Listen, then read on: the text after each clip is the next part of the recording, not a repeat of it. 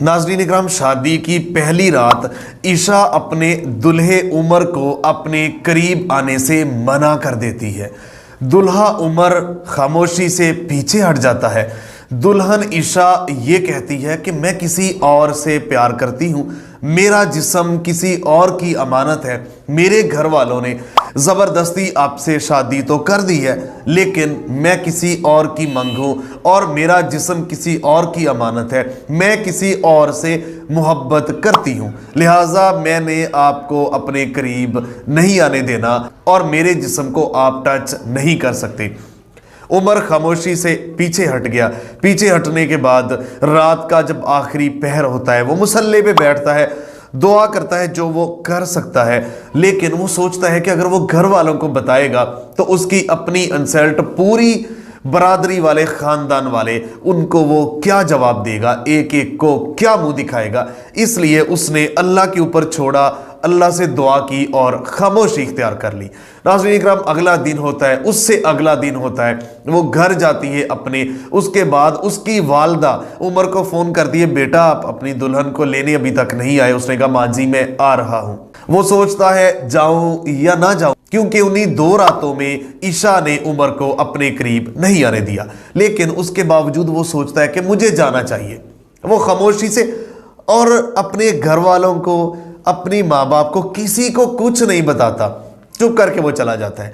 जाने के बाद वहाँ सारा कुछ जैसा होता है, जब दुल्हे मियाँ नए नए घर आते हैं तो उसकी खिदमत, दुल्हन की बहनें और सारा कुछ उसकी जो है ना खिदमत की जाती है। उसके बाद वो दुल्हन को लेके आ जाता है, ईशा को लेके। जिंदगी के दिन जो है ना इसी तरह गुजरना शुरू कर देते हैं। वो किसी भी रोज उसको करीब नहीं आने देती और वो मज़ाहमत भी नहीं करता, ज़बरदस्ती भी नहीं करता। उसकी बीवी थी, उसके निकाह में थी, वो उसके जिस्म का मालिक था, लेकिन वो ज़बरदस्ती नहीं करता, वो मज़ाहमत नहीं करता, वो कुछ भी नहीं करता। ज़िंदगी के दिन चल रहे होते हैं, 3 से 4 माह ऐसे ही गुजर जाते हैं। ना वो उसको करीब आने देती है, ना वो उसके करीब जाता है, और ना ही उसके घर वालों को खबर होती है, ना ही उमर अपने घर वालों को बताता है। इस तरह जिंदगी के जब तकरीबन 4 माह गुजर जाते हैं तो एक रोज ऐसा आता है कि उमर का रिश्तेदार उसको फोन करता है। फोन करके कहता है कि मैंने आपकी बीवी को फला जगह किसी और के साथ बैठे देखा है, तो आप चेक करें क्या माजरा है, वहां वो क्यों बैठी हुई है। फोन बंद होता है। उमर वहीं बैठ के फैसला करता है कि जब ये मुझे अपने करीब नहीं आने दे रही थी तो कोई बात नहीं, मेरे और इसके दरमियान था।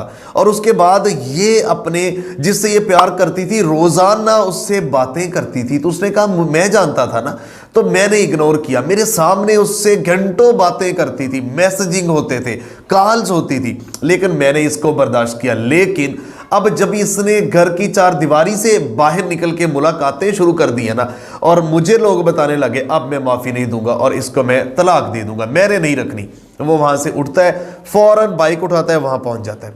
वो वाकई किसी और मर्द के साथ बैठी होती है। वो जाता है, जाके सीधा उसको वहां से पकड़ता है, पकड़ के उसके माँ बाप के घर उसको जाके छोड़ देता है, लेकिन तलाक अभी नहीं देता, छोड़ के वापस आ जाता है। वो कुछ कहना चाह रही होती ईशा, लेकिन वो कुछ कह नहीं पाती। वो इतना जो है ना गुस्से में गुस्सीलापन दिखा के वो गुस्से से ले जाके छोड़ देता है।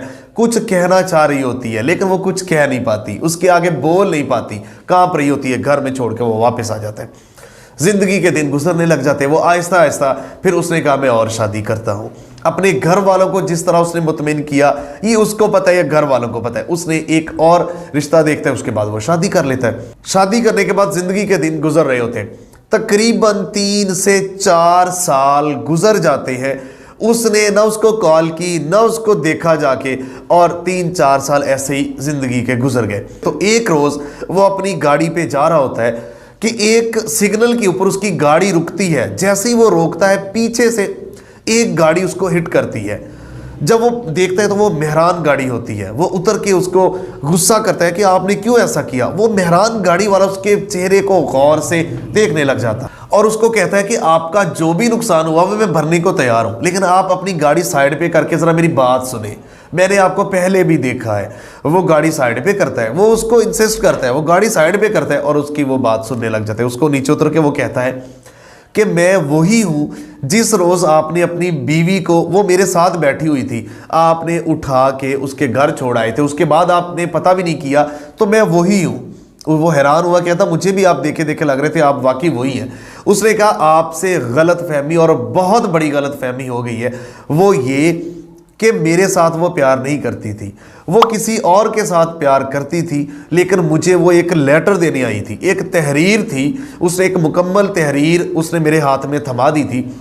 वो तहरीर उसने कहा था कि वो फलां उसको जाके दे दे, चूंकि वो मेरा दोस्त था, उसने कहा कि उसको जाके दे दे। मेरा उससे कोई लेना देना नहीं था। वो तहरीर मुझे पकड़ा के, हम वहीं बैठे थे कि आप वहाँ पे आ गए, आप आने के बाद आप उसको लेके चले गए। मैंने जाके वो तहरीर पढ़ी तो उस तहरीर में ये दर्ज था, उसने मुकम्मल लिखा हुआ था कि मैं अपने खामद को उसके निकाह में होने के बावजूद मैंने करीब नहीं आने दिया, और उस अल्लाह के बंदे ने उफ तक नहीं कही, मेरी भी इज्जत बना के रखी हुई है। लिहाजा मैं उससे इस हद तक इम्प्रेस हो चुकी हूँ कि अब मैंने उसको दिली तौर पर कबूल कर लिया है और मैं आपको छोड़ने जा रही हूँ। आपसे वो हज़ारों गुना बेहतर है। निकाह में होने के बावजूद वो ज़बरदस्ती भी कर सकता था, सबको बता सकता था, लेकिन हर हवाले से उसके सामने मैं आपसे बातें करती रही, उसने मेरी इज्जत रखी। लिहाजा मैं आपको अलविदा कह रही हूँ, और उसके बाद मैं उसके निकाह में हूँ, मैं उसकी हूँ, और आज के बाद मैंने उसको दिल से तस्लीम कर लिया। ये वो मुझे देने आई थी, लेकिन आपको गलत फहमी हुई, आपने उसको घर छोड़ दिया, और वो पिछले 4 साल से जब से घर में है वो किसी को कुछ नहीं बताती, किसी से कुछ नहीं बोलती।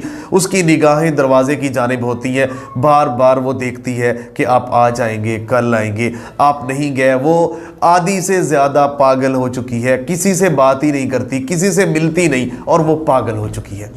आपका इंतज़ार करते करते उसने फ़ौरन वहीं कॉल मिलाई तो आगे से उसने हेलो कहा। हेलो कहने के बाद उसका मोबाइल उसकी बहन ने पकड़ लिया। उसकी बहन ने उसको कहा कि ये आपके इंतज़ार में किसी से बात नहीं करती और ये पागल हो चुकी है, तो आप क्यों नहीं आए, आप फौरी आए। उसने कॉल बंद की, उसको सलाम कहा और सीधी गाड़ी उसके घर में ले गया। उसके घर में ले जाके जैसे ही वो गया तो एकदम से उसकी बीवी ईशा ने उसको देखा तो उसके चेहरे पे जैसे रौनक सी आ गई हो। वो उठ के बैठ गई, वो उसके पास गया तो जो ही उसके पास गया वो कुछ फिर कहना चाह रही थी, लेकिन वो कुछ कह नहीं पा रही थी, और उसकी बहन ने सारी सूरत हाल उसको बताई। उसने फौरी उसको वहाँ से लिया, लेके वो माहिर नफ्सियात के पास चला गया। डॉक्टर को चेक करवाया, डॉक्टर के पास सारी बातें हुई, आहिस्ता आहिस्ता उसकी मेडिसिन हुई, और उसके बाद उसने बताया कि मैं आपको कहना चाहती थी, आपने मेरी सुनी क्यों नहीं, आप मेरी सुनते तो सही। मुझे आपसे इतना प्यार हो चुका था, मैं इतनी इंप्रेस हो चुकी थी कि आप ही मेरा सारा कुछ थे, मैं उसको जवाब देने जा रही थी और आपने मेरी क्यों नहीं सुनी। और उसने कहा कि बस मुझसे गलती होगी।